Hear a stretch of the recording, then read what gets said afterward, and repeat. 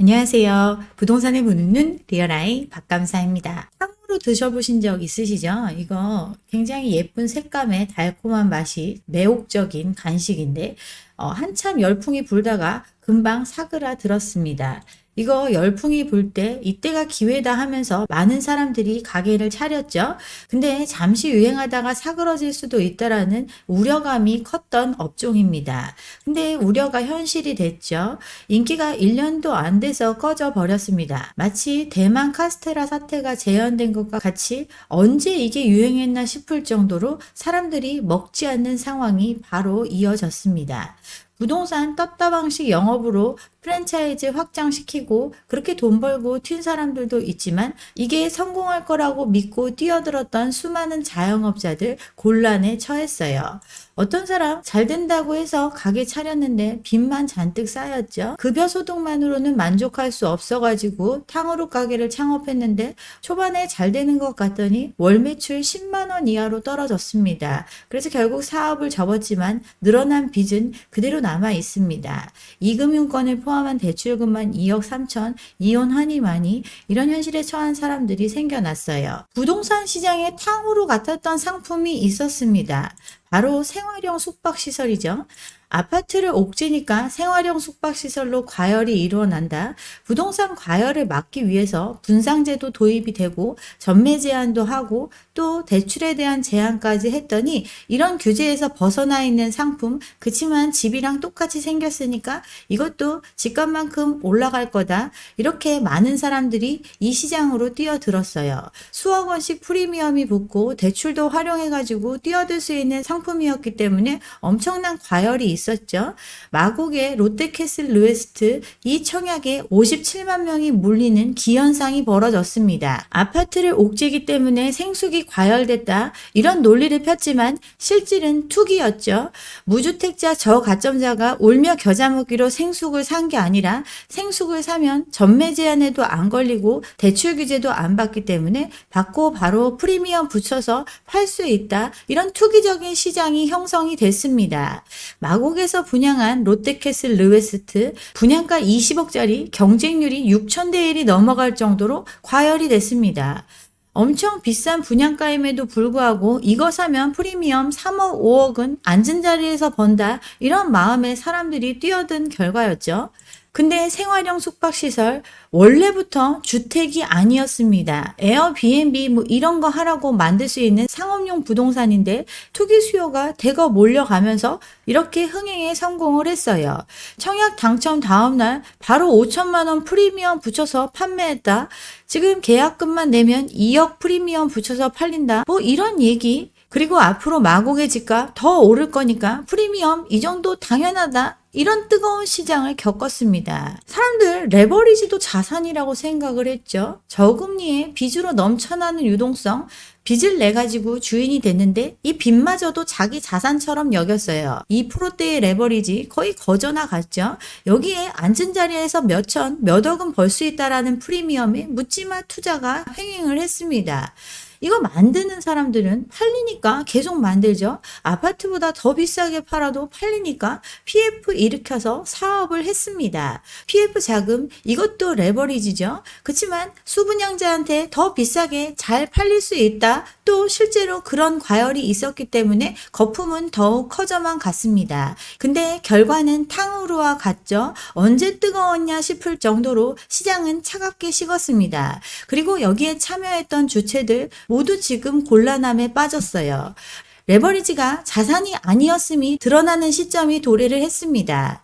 계약금, 중도금마저 다 대출로 했는데 이거 프리미엄은커녕 치고 빠지려다 안 팔리니 이제 잔금 낼 시기가 왔어요. 이제 와서 과장 광고다, 속았다, 돈 못 내겠다 이렇게 나오니까 생숙이 아니라 돈 들여가지고 오피스텔로 전환을 했죠. 시행사들. 그런데도 지금도 못 내겠다고 하는 상황입니다. 시공사, 시행사 입장에서는 돈 받아야겠다고 하죠. 수분양자가 됐든 사업을 진행했던 참여자가 됐든 모두 돈이 없기 때문에 돈 내라고 서로 미루고 있습니다. 롯데건설 이 르웨스트 분양할 때 수백 대 1로 다 분양했죠. 근데 속았다고 분양계약 해지해달라 뭐 이런 게 난리 나니까 일단 OP로 전환을 했습니다. 자금이 회수가 안 되니까 일단 PF 연장을 했죠. 1조 3천억 작년 10월에 연장을 했어요. 9%로 빌려가지고 지금 사업을 진행 중입니다. 여기 굉장히 큰 사업장이고 사업비만 4조 원이 넘어갑니다. 시공사는 롯데고 시행사는 롯데건설이 최대 주주로 있는 SPC예요. 9%로 1조 3천억을 빌렸으니 엄청난 금융비용이 시간이 가면 갈수록 쌓여가고 있습니다. 이미 준공이 됐기 때문에 실제 담보물이 존재하고 그래서 돈을 빌려주기는 했죠. 그렇지만 투자자를 모으기 위해서는 이거 주관했던 증권사에서 문제되면 대출채권 자기네가 사겠다, 사채 인수하겠다 이런 신용보강을 제공하면서 겨우 시간을 벌었습니다. 그러니 빨리 팔아서 돈을 회수해야 하는 입장이죠. 여기에 최대 주주 롯데건설이고 또 이 PF를 주관한 메리츠증권도 지분을 10% 넘게 가지고 있습니다. 생활형 숙박시설로 원래부터 분양을 했지만 민원이 많고 문제가 되니 200억도 넘게 돈 들여가지고 오피스텔로 용도 변경 바꾸면서 사람들의 불만을 해소했죠. 그렇지만 이거 분양받은 사람들은 어떻게든 계약을 해지하고 싶어 합니다. 누수가 엉망이다, 마감이 엉망이다 이런 상황에서 중도금 잔금 못 내겠다 이러고 있고 합법적인 주거용 건물로 바꾸기까지 했는데 돈 안 낸다고 하면 법적 조치하겠다. 시공사도 강경한 입장을 보이고 있습니다. 그만큼 시공사 입장에서는 빨리 자금을 회수해야 하고 이거 대박 날 거라고 분양받았던 사람들은 어떻게든 빠져나가고 싶어 합니다. 지금 PF 시장의 문제는 신용으로 일으킨 레버리지를 책임질 능력이 그 누구에게도 없다는 데 있습니다. 돈을 빌려 썼는데 시행사 분양해서 대금이 들어와야 갚을 수 있습니다. 근데 지금 계약 해지 소송에 시달리고 있고 돈 나올 구석이 없어요. 시행사가 돈을 못 갚으면 신탁회사나 지급보증선 시공사 이들이 책임져야 하죠. 이들도 유동성이 말라 있습니다. 수분양자의 중도금 이것 또한 시공사가 보증해가지고 대출 일으켜가지고 들어와 있지만 해지되면 돌려줘야 하는 돈이죠. 지금 돈은 엄청 빌렸었는데 이걸 갚을 수 있는 능력이 그 누구도 갖고 있지 않습니다. PF의 문제 해결이 안 될 거라고 이야기했던 이유 시장에서 돈을 내놓을 사람은 없는데 우리가 보증할 테니까 문제 말고 빌려줘라 하면서 한도 이상의 빚으로 사업을 벌려왔기 때문에 해결이 안 되는 겁니다. 부동산 개발 사업하는 시행자 얘만 믿고 빌려줄 수가 없죠. 그래서 얘 신용을 보강해주기 위해서 신탁사를 낍니다. 또 사업에 참여한 시공사가 시행자 대신해서 채무 인수 조항을 넣으면서 돈을 빌릴 수 있게 해주죠. 시공사의 능력이 떨어지면 신탁사가 또 신용을 공여해서 신탁사 믿고 금융기관이 돈을 빌려줬습니다. 이들의 모든 해결은 수분양자가 청약을 해서 분양을 받아서 그 분양 대금을 각각 빌려서 내주면 해결이 됩니다. 근데 이들 또한 돈을 빌릴 방법이 없는 상황이기에 이 문제는 해결이 안 됩니다. 그동안 시행자 나자빠져서 공매로 내몰리고 또 건설사들 지급보증, 책임준공 이렇게 자기들의 신용을 걸었기 때문에 문제가 생긴 사업장들의 부실을 인수했고 부도나는 건설사들 늘어나고 있습니다. 여기에 참여했던 신탁사들도 이제 문제가 커지고 있습니다. 신탁사 주요 역할, 자금의 수탁자 역할을 합니다. 즉, 듣보잡 시행자가 사업을 진행할 때 그냥 믿고 돈 빌려줄 수 없으니까 신탁사를 끼고 자금을 집행합니다. 투명성을 확보하고 사업의 관리 감독을 신탁사가 하기 때문에 시행사보다는 믿을 수 있기 때문에 신탁사를 낍니다. 신탁사는 이렇게 신용을 보강해주면서 그동안 수수료 챙겨가면서 배 두드릴 수 있었어요. 근데 지금 문제가 되는 것, 신탁사도 더 적극적으로 참여한 경우에 그 부실을 인수하고 있습니다. 그냥 관리만 해주겠다라는 신탁으로 들어갔을 때는 큰 책임이 없지만 차입형, 즉 신탁사가 직접 빌리는 형태의 신탁이 이루어졌거나 아니면 책임준공 관리형, 즉 시공사가 책임준공을 약속하지 못할 경우에 신탁사가 우리가 마저 책임져 주겠다, 이런 책준 책임을 지는 관리형 신탁인 경우에 신탁사 PF 실패의 리스크를 지게 되어 있습니다. 여기서 지금 문제가 발생하고 있어요. 책임준공 줄소송에 덮쳤죠. 시한폭탄이 째깍째깍 가고 있습니다. 시공사가 자금 압박으로 인해서 공사 끝까지 못 해낸 상황 발생을 하고, 이거에 대해서 대신 책임져 주기로 약속한 신탁사들, 그에 대한 손해배상 청구를 지금 당하고 있습니다. 자산신탁사들 계속 자금을 집어넣어야 하는 상황이니 부실이 쌓여가고 있어요. 재정난도 심각해지고 있죠. 합산 순소실 5천억이 넘어갑니다. 평균 부채 비율 100%에 육박하죠. 자기 자본만큼 부채가 쌓여 있는 것, 지금 신탁사들의 모습이죠. 책준형 신탁이 부실화의 원인으로 지적되고 있습니다. 평균 부채 97.4%를 기록했는데 전년보다 40% 이상 상승한 수치예요. 무공화 신탁 같은 경우 전년에 80% 부채 비율에서 168%까지 부채 비율이 치솟아 올랐습니다. 재무 건전성 악화로 경영 개선 명령도 받게 됐죠. 여기만 그런 게 아니라 한투신, 신자신 이런 데도 부채 비율 3.5배, 7배 이렇게 뛰었습니다. 지방의 비아파트 중심으로 부실화가 진행이 되고 있는데 이런 문제들 해결되지 않고 계속 현실로 다가오고 있습니다. 대규모 미분양 사태, 또 분양받은 것도 지금 토해내고 있는 상태죠. 그러니 자금 경색이 발생을 하고 책준 의무를 지키기 위해서 지금 또 돈을 빌려가지고 공사를 떠안고 있는데 이런 부실이 확산되고 있어요. 지산, 생활형 숙박시설, 오피스텔 이런 것들 지금 문제 많죠. 그런 것들에 모두 다 발목이 잡혀 있습니다. 건설사들 중심으로 부도가 계속 많이 발생하고 있고 책준 의무를 신탁사가 부담하면서 신탁사들의 재무 건전성은 매우 악화되고 있습니다. 건설업계는 이미 책준에 대한 문제 발생하고 있죠. 건설업계가 책임준공 약속을 한 PF 대출 70조에 육박합니다. 현대, 대우, 롯데 이런 대기업들도 10조 원 넘게 책준 의무를 지고 있어요. 이 중에 건전한 것도 있겠지만 부동산 과열기에 돈 된다고 생각하는 모든 분야에 뛰어들었고 그게 문제가 됐을 때 책임져야 되는 규모가 70조 원에 육박합니다. 이미 채무 인수 사례 많이 발생을 했죠. GS건설 부산의 산업단지 채무 인수 1,300억짜리 했습니다. 동양건설 여기 물류센터 1,300억짜리 채무 인수했죠. 금호도 오피스텔 채무 인수했고 현산도 1,000억짜리 채무 인수했습니다. 이런 문제가 계속해서 발생하고 있습니다. 그럴 수밖에 없죠. 그동안 벌려놓은 사업들 한 번 시작하면 멈출 수가 없다. 결국 누군가에게 손해가 확정되는 상황이 올 때까지 끌고 갈 수밖에 없습니다. 반달섬, 거북섬 많이 들어보셨을 건데 여기 지금 초토화되고 있습니다. 안산의 반달섬 여기에 7,000호 개의 생수기 분양이 됐어요.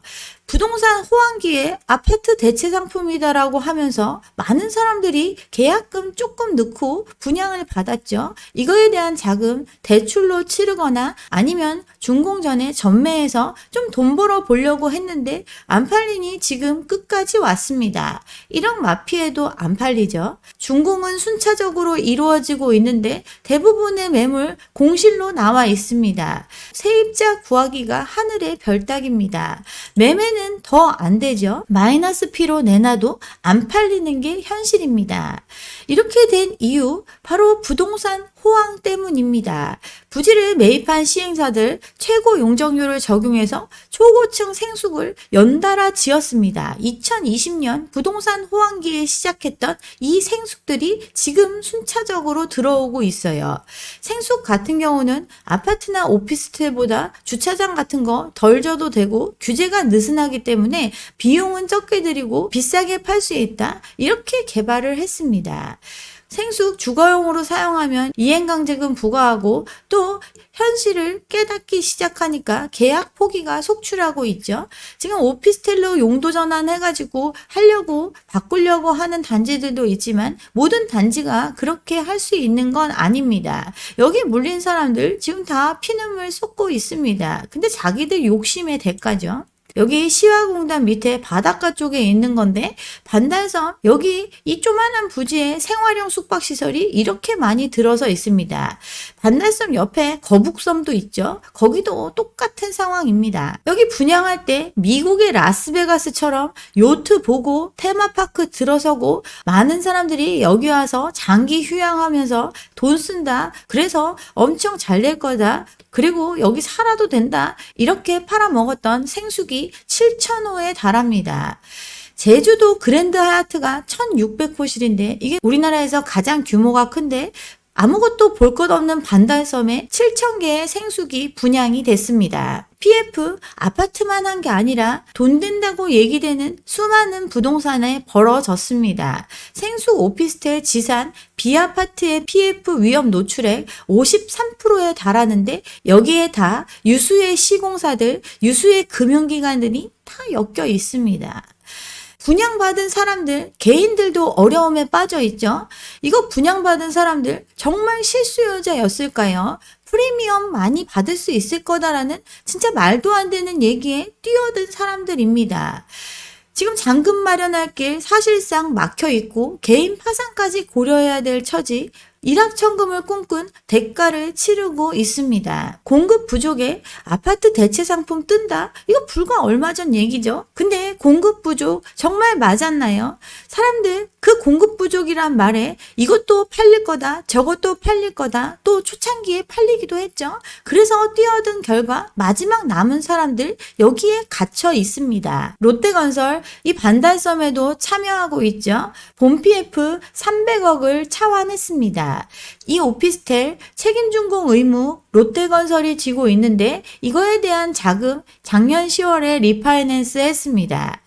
300억 차환하면서 6에서 7% 수준의 금리로 받아 썼습니다. 채무 불이행 위험이 존재한다고 보기 때문에 돈 빌려주기 꺼려 했겠죠. 그래서 롯데건설의 책임준공 그리고 한국투자증권의 3호사채 인수 의무가 제공이 됐습니다. 돈 모집책이라고 볼 수 있는 증권사가 안 되면 자기네들이 사채 인수하겠다 이런 신용을 걸었고 건설사 못 지면 자기들이 다 인수하겠다 책임준공 걸어가면서 이렇게 돈을 빌려 쓰고 있습니다. 시행사는 분양대금에서 발생하는 현금 흐름을 갖고 상환해야 되는데 이미 분양한 게 90 가까이 되기 때문에 돈 떼일 가능성 별로 없다 이렇게 얘기하고 있는데 지금 이거 분양받은 사람들이 잔금 마련하기가 어려운 것 이런 점을 고려하면 리스크는 계속해서 커져가고 있습니다. 아까 생활용 숙박시설 57만 명이 청약했던 그 르웨스트 다시 재분양을 합니다. 생숙에서 오피스텔로 용도 전환했는데 그때 취소한 세대수가 751세대입니다. 890 몇 세대였는데 취소된 게 751세대. 거의 대부분을 다시 분양하는 것과 같죠. 이거 분양받는 사람들한테 최대 1억 3천만 원까지 현금 지원하겠다. 이런 조건을 제시하고 있습니다. 876세대 중에서 751세대 생으로 다시 분양을 해야 하고 이거 분양가 자체에 엄청나게 높은데 이런 상황에서 과연 다 조달이 될지 미지수이죠. 재분양 성과가 좋지 않을 경우에 대출금 상환이나 유동성에 문제가 생길 수 있죠. 이미 다 지어졌기 때문에 이 오피스텔 담보로 중도금 반환 재원, 금융비용 조달을 위해서 지금 5천억 가까이 담보대출 빌려서 빚으로 사업을 끌어가고 있는데 분양이 잘 안 되면 당연히 문제가 생길 수밖에 없습니다. 실수요든 아니든 간에 역시 낼 돈은 없습니다. 지금 무르고 싶어 하죠. 돈 낼 주체가 없는데 책임질 빚만 잔뜩 쌓여 있습니다. 팩트는 책임질 능력이 없는데 그냥 자기들이 다 책임질 거라고 하면서 보증서 가면서 사업을 크게 끌어왔습니다. 이게 가능했던 것 희대의 사기극이죠. 공급 부족 얘기, 폰지 사기와 똑같이 많은 사람들이 이 사기에 걸려 있습니다. 지금 개발된 수많은 것들이 결국 주거용으로 전환되고 있는데 그래도 이걸 수요할 사람 많지 않습니다. 오피스텔 전환 100% 동의를 받아야 가능한데 이런 문제에 직면해 있는 지금 공사 중인 생숙 6만 실이 있습니다. 이미 준공된 것까지 포함하면 19만 호에 달하죠. 이거 오피스텔 소위 말하는 아파텔로 지금 다 변경 조치 들어가고 있는데 이거 실제로 사줄 사람 없습니다. 지금 무분별한 개발에 상업시설 곳곳이 공실이죠. 이런 것들 지금 주거시설로 전환하는 거 검토하고 있습니다. 건축물 리모델링을 통해서 주거시설로 바꾸는 것, 생숙을 오피스텔로 바꿔준 이 사례를 더 확대해가지고 적용할 수 있는지 검토에 들어갔어요.